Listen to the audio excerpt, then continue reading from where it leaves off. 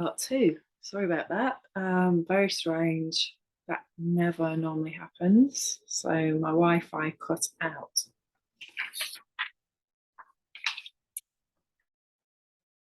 Okay, so I'm going to start again. So number one, initiate. Apologies for the background noise, but I've got the windows wide open. What am I attracting? The next one is integrate. So then 20 days later, you can go into integrate. Now, another way of doing this is reverse engineering. Okay, so today we are on step 10. Okay, so if you look at what is the next one in yellow star. Okay, so step 10. So the next step is going to be super powerful, self-existing, and another Akashic portal day in the next 52-day cycle, which is Red Serpent. So you've got 10 very powerful days of, we're going to be having experiences around relationships and ancestral patterning. So yes, heads up, magical way to use it is to do that. Look at what's coming next in the next 20 days. So, and then what can I do today? What's manifest today where I'm not self-existing, for example, and how can I tap on that old story, clear that, come into being a lot more emotionally free, and then I will be a lot more self-existing during that amazing time. Remember, each 52-day cycle is the mystic, when you add those together, number 7. So we're going to the next level. And so once we start going into the blue, that's the transformation time. So it's building on everything that we've done before. So you're with me so far on that. We're always looking at how present can I be, and in the love zone, how emotionally free can I be? How emotionally clear can I be? How free of distortions can I be? And then what's the next step to future pace that? Okay, so again, it's being as conscious as you can and setting that intention and being able to be present with whatever's coming up for you and allow yourself to go there. So in the beginning, when you start doing this sort of work, emotional freedom technique in particular, you will find it challenging because we're not wired to do that. We're wired not to feel too deeply, not to get stuck too much in emotional story. And we're also wired to, in some cases, either talk about it, not talk about it, rather than actually feel it. The ego likes to avoid processing these deep feelings. So it is challenging in the beginning, but it's so worth it, because once you start to rewire, you just allow yourself to feel everything. When you've got the tool of EFT, you can deal with anything, because remember, it's just your head creating a process for you, your thoughts, how you've put meaning onto something, how you believe something about yourself because what other people have done. And all of this goes back to childhood. So remember, this is Blue Monkey, and that's the center, that's the spinal column that we'll be going into at that time. So I don't know what the date is off the top of my head, but again, you can look this up. Okay, so once we start going into, when we get into this spinal column here, and here's Blue Monkey right in the middle. Yeah, so we're going in to the center and then we're coming out. So we've got 10 Akashic going in, 10 Akashic coming out. So I will look up that date and I will post it. And if you are not yet in my group and you're a woman, Red Dragon 52, please message me under this video and ask to join, and I will add you on, because I post a lot more in this group and because people are interested and they're doing this sort of work on some level. Okay, so we've got number 1, initiate, number 2, integrate, number 3 is the lunar story. So I know my moon story. my emotional narrative of wounding and how I'm doing that. So again, this is our mother's story. This is connected to Red Dragon and what the Great Mother is bringing us for our conscious evolution, because of course we depend entirely on our mothers. If you haven't checked out Gabor Mate yet, check him out. He talked about some amazing stuff around this and how when we're in the womb, we adapt because we are part of our mother's system completely. So all the time that we're in there, we are experiencing that energy and connection. And so, for example, if your mum has had a big trauma when you were in there, so for example, my grandmother during the war was carrying her son, and there was a bomb landed in very close proximity. Now, as a baby, we can't get out of that space. Obviously, we're in there. So we're going to be feeling all of her emotion. And he is a Cancerian. So again, very, very sensitive water sign. And when he was born, he cried for 2 years. So discharging all of that anxiety that he took on. Again, this is really crucial to tap on your birth story. Find out about that if you can. Tap on your children's birth experiences as well, because they're always repeating patterns, and how we come into the world is our first initiation pattern as well. So very, very powerful. So the more we know about our emotional story, and again, on a DNA level, we've got everybody's DNA in there on some level, and how we express that in this lifetime is unique to us. So if you've got siblings, each one will be doing their own expression, their own journey, depending on the line sign. And so, for example, my mum's in my wave spell, what's resonating for her is a red serpent. Her Akashic record story, what goes on her nerves, it's a nervous system, it's a Kundalini, where the Kundalini was blocked. So my learning from that is how to work with that, learn about what's hurt her, what her challenges have been, because of course they're going to come up for me in some way. And for women, a lot of the time this is self-sacrifice, overworking, etc. All of that, not putting oneself first. And sometimes you can't do that when you've got a young child, of course. You know, when you've got a baby, you know, I cut all my hair off because my daughter didn't like the hairdryer. So on a practical level, it was just like, well, you know, my daughter comes first. And so my hair will just have to dry naturally. And you really, again, you know, if you've had a child, you know what it's like to become responsible for another human being and how they can't talk to you. So again, it's the same with animals. You've got to learn this from scratch. And whilst you're learning this from scratch, even though you can read lots of manuals, your baby is unique and has its own unique communication. So all of this takes time. And while this is taking time and you're not able to understand why your baby is crying, this can be very stressful if you are a very emotionally sensitive person. And you, of course, want to do the best for your baby. And you know what it's like if you go in a restaurant, for example, and somebody's young baby is crying. Most people in there will feel uncomfortable because they recognize that primordial signal of distress and want to do something to stop it as soon as possible. Now, on one level, that's okay. On another level, this has often developed into a coping mechanism of not allowing a child to cry. And crying is actually the greatest thing, the greatest gift that we have with storm energy. You know, it's allowing our system to flood. And again, with the storms that we're hoping to have here, this goes through a cycle, and we go through that same cycle. So the energy builds up, and it goes through anger, you know, the electricity, which again comes into that lunar story. And it can also be a cycle of abuse.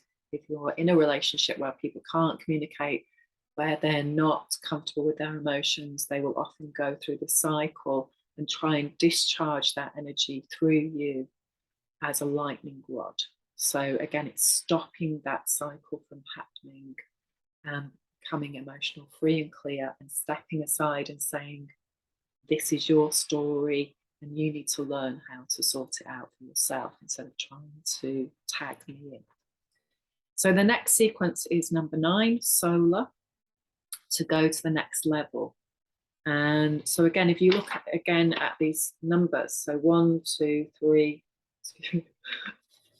this is my raw form, okay? So 1, 2, 3, 4, 5, 6, 7, 8, 9, 10, 11, 12, 13. So again, you can see that there's a linear process in the spiral and you can cross-pollinate those. And I know I'm talking to most people watching this in an advanced level, but I have been doing it for 11 years. So again, it's recognizing, just take your time and be where you are, build your level of skill. I'm just trying to give you a heads up on what I'm learning at the moment. So number 9, go to the next level. And this is also the 4th process, and connect to my spiritual source.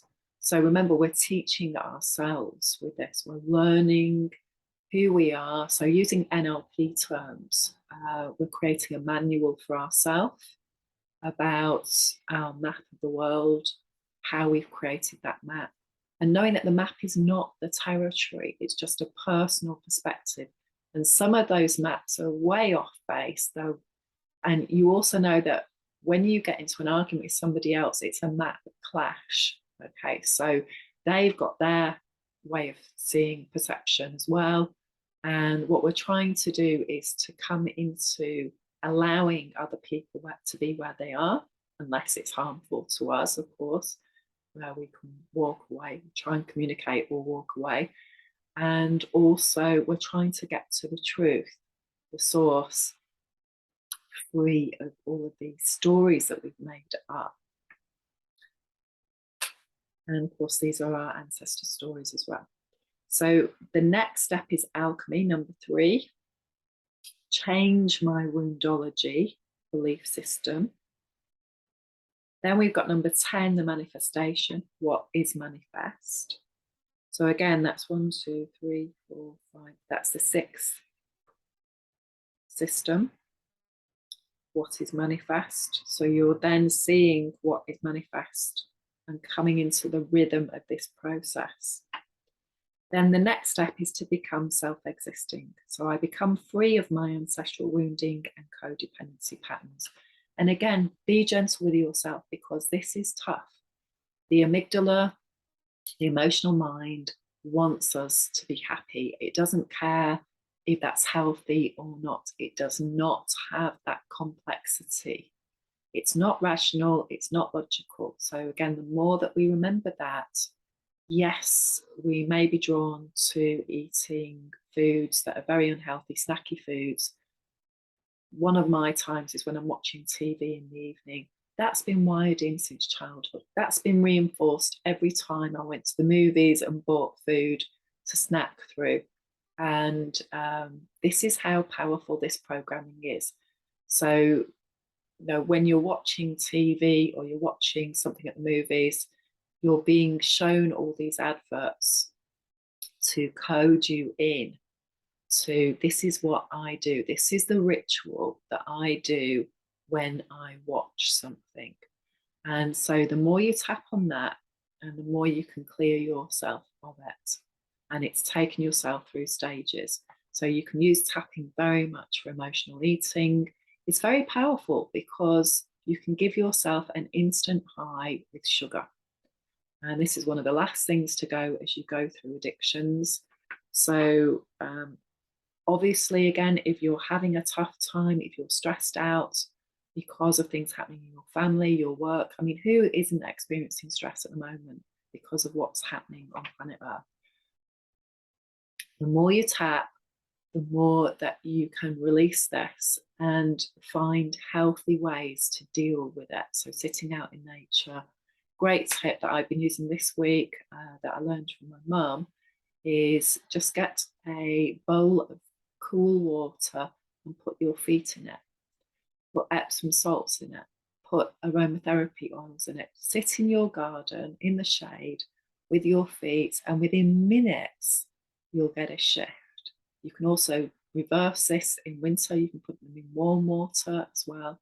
Epsom salts, wonderful, relaxing, and just giving that magnesium to your body. So, and of course, you can put lots of essential oils in there that will instantly be absorbed through your feet. So that's an amazing, simple way to shift your energy. So the next step is spectral, release to rebirth. So you're now on step 8. And so whatever's come before that doesn't fit with being free and healthy has to go. And this is the whole process, the unlearning, so we can have new learning, the old habits, the whatever's getting in the way of us flowing with the magic of the universe. That's the key. It's not about adding more stuff to ourselves. And this is another huge gateway to really get into the groove of that. It's what do I need to personally let go of to be free, to be a magical journeyer on this amazing Garden of Eden. Because remember, we're in the 52-day process of creating heaven on earth. The next step is overtone, coming into mastery of this whole process. Then we've got crystal, complex stability, clarity, how we can get clear. Then we've got 6, which is rhythmic, which is coming into the balance of this over and over again, getting into the rhythm of this process. And then we've got cosmic, what needs to shift, and let that go. And then we've got number 7, mystic, which is the top of the pyramid and the power of that pyramid process, which I've been looking at lots of videos. So I'm going to Mexico soon. I'm so excited going to the Yucatan, and I'm going to be going to lots of magical, mystical places. So I'll be sending you videos from there, hopefully, if we can get the Wi-Fi to work. Universal movement. What needs to shift today so you can be the star that you really are. And again, I got lots of cards today. Initiate, come into sovereignty of what's manifest for you. Happiness. Number 9. Cruelty. What cruel experiences have we had that have created mindsets, created thoughts, and what is manifest now because of that? The Emperor, Aries, new beginnings, sovereignty of the mind, sovereignty of the journey, and the masculine within us. Sword of truth, new mindsets. So I know that's a lot of information that I've shared, and remember, this process takes us from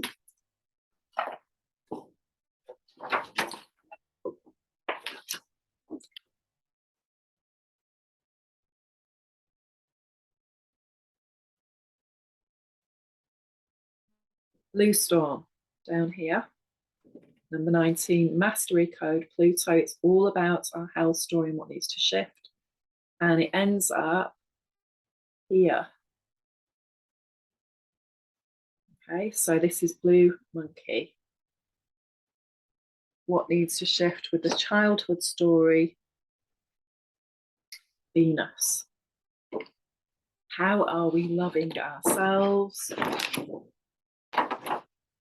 Remember, we are doing this to ourselves on a majority level. So it's what we choose, what we allow, and don't let your mind trick you that you don't have any power over this. You absolutely do. You're seeing your childhood story every day, over and over again.